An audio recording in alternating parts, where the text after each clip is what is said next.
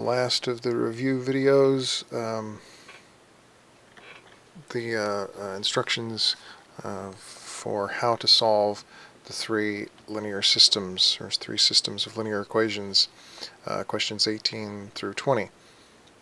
As I said before, you can choose whichever method you use to solve each, but you have to use all three methods at least once: substitution, elimination, and row reducing the corresponding matrix. I chose to use elimination for the first.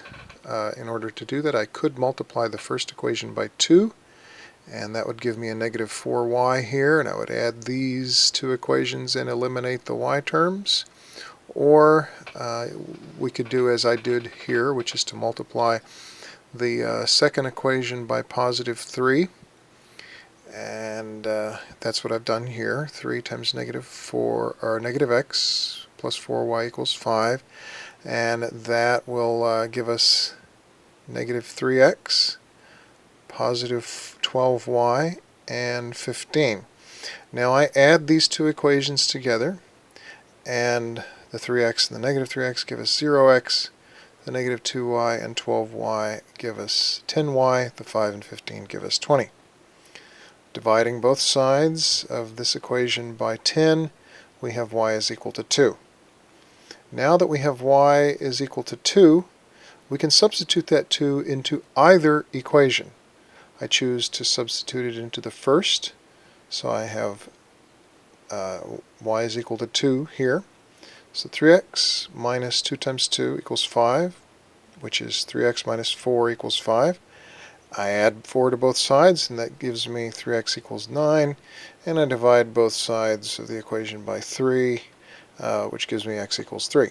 So my solution is the x and y pair, 3 and 2. Now, I said you could multiply the first equation by 2 or the second equation by 3.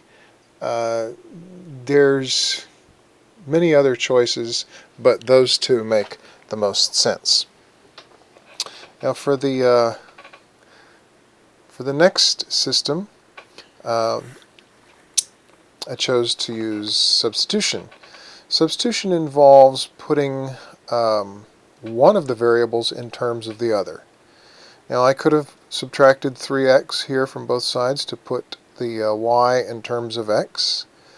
I could have added y to both sides in the second equation and added 5 to both sides of the equation to put y in terms of x. But because the x is by itself here and it's positive, I chose to simply add y to both sides of the equation, and that puts x in terms of y. Now this is x in terms of y. I have to substitute it for x into the other equation.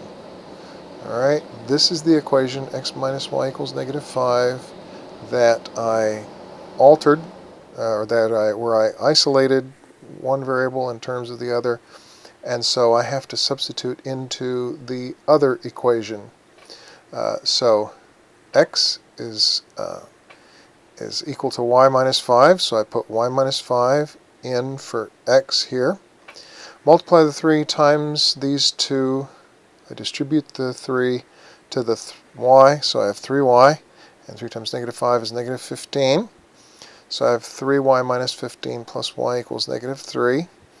I combine my y terms here, so I have 4y, 3y plus another y is 4y. And now I add 15 to both sides to give me 4y is equal to 12. And then I divide both sides by 4, giving me y equals 3. Now that I have y equals 3, I can substitute that into either equation. In the elimination method, I have to make sure to put that number into the other equation other than the one I was working with. In using substitution, I can put that number into either equation. And so I choose to put it in the simpler equation. So y is equal to 3. So x minus 3 equals negative 5.